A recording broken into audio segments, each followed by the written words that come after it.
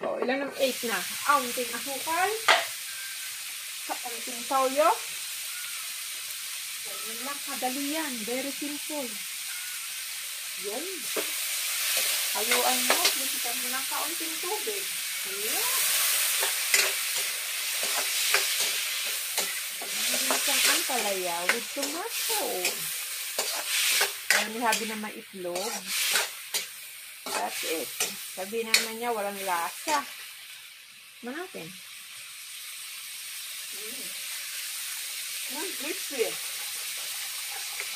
With fire. Konti pa. Kanin pa. Yan.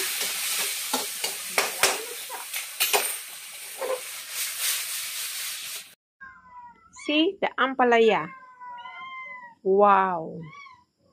Yummy, yummy sa ampalaya. Hindi siya mapait. Kasi hindi siya overcook.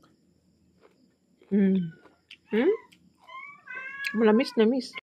Oh, ay rinding lasa yung tutong mo sa rep. Kinuha ko. Ito may pakain sa aso. Ada ko yung dini. Para lumambot. Nakita ko dun sayang sa lagayan ng vegetable.